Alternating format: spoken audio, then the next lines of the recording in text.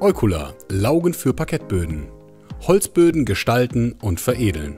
Der alte Parkettboden wurde bereits geschliffen und gekittet. Jetzt wird mit der Eukula-Lauge Euko Classic Lye der Boden behandelt. Die Lauge ist fertig angemischt und muss nur aufgeschüttelt werden. Die Lauge ist eine wässrige Lösung, die am besten mit einem Wischwiesel aus dem Eimer heraus auf dem Boden aufgetragen wird. Mit einem 1 Liter Gebinde können etwa 10 bis 12 Quadratmeter behandelt werden.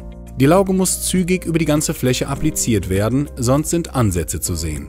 Alle Euko-Laugen sind lösemittelfrei und einfach zu verarbeiten. Die hier verwendete Classic Lye in Kombination mit dem Eichenparkett führt zu einer starken Honigtönung und einem stark angefeuerten Aussehen. Nach etwa 16 Stunden kann der Boden weiter bearbeitet werden. Der Boden wird jetzt mit Euko Oil 1FS imprägniert.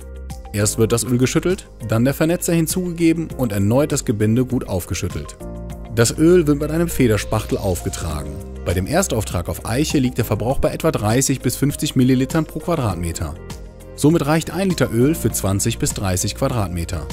Durch das Öl wird das Holz weiter angefeuert. Das Holz wirkt sehr edel und wertig durch die Kombination von Lauge und Öl. Direkt nach dem Auftrag muss das überschüssige Öl ausgepaddet werden. Mit einem weißen Pad und einer Einscheibenmaschine wird die gesamte Fläche gleichmäßig abgefahren.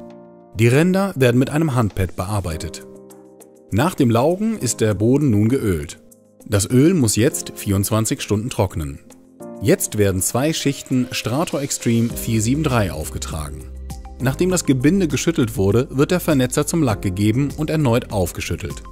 Die Ränder werden zuerst lackiert, bevor die Fläche im Kreuzgang lackiert wird.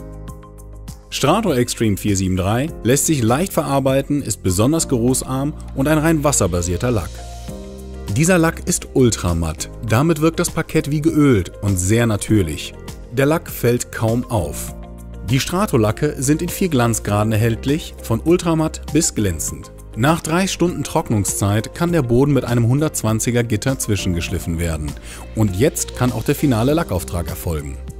Die Trocknungszeiten können mit dem Trockengebläse TG1 deutlich verkürzt werden. Nach dem zweiten Lackauftrag und einer Trocknungszeit von etwa 3 Stunden ist der Parkettboden nun fertig behandelt.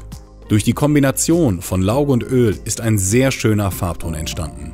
Das Parkett ist mit 2 Schichten Strator Extreme besonders gut geschützt und strapazierfähig.